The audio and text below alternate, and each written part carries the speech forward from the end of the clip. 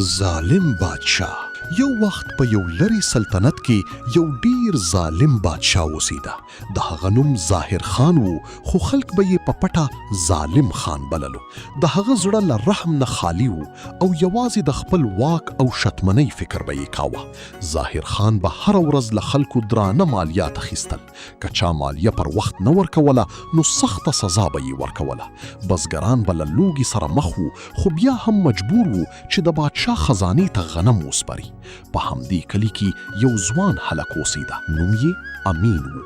امین ډیر هوښیار او زړور وو. هغه به تل د خپل پلار نه پوښتنه کوله. پلاره ولې دا ظلم زغمو؟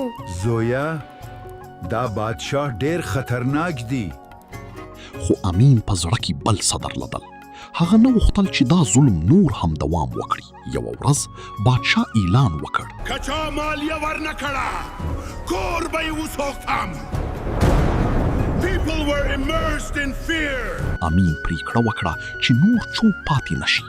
هغه د کلي ځوانان راټول کړ او وی کمو یو شو دا ظلم ختمولی شو. Slowly people's hearts became strong. هغوی د امین مشري ومنله. امین یوه هوښیاره نقشه جوړه کړه. هغه پوهیده چې د بادشاه ځواک د هغه په پوځ کې دی. نو یې پریکړه وکړه چې لومړی د پوځ ملاتړ له منځه یوسي. شپه وه.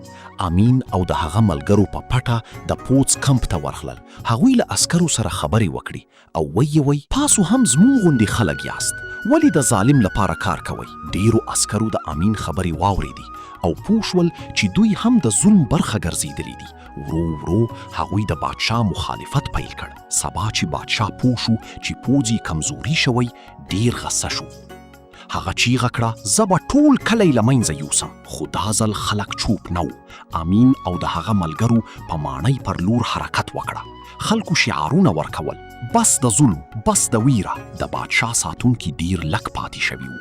خلک ماڼۍ ته ننوتل. ظاهر خان هڅه وکړه چې وتښتي، خو امین هغه ونیوه. امین ورته وویل، ته کلونه پر دې خلکو ظلم کړی، اوس د انصاف وخت دی. بادشاه چې کله د خلکو قهر ولید ویریدلی شو. هغه بخښنه غوښته، خو دا وخت ډیر ناوخته و. خلکو پریکړه وکړه چې هغه له سلطنت نه وشړي. ظاهر خان له هیواده وشړل شو او بیا هیڅ کله بیرته نه راغی. امین د خلکو لخوا د مشر په توګه وټاکل شو، خو هغه وویل، زه بادشاه نه کیږم. موږ به یو داسې نظام جوړو چې پکې هر څوک حق ولري. له هغې ورځې وروسته هغه سلطنت بدل شو.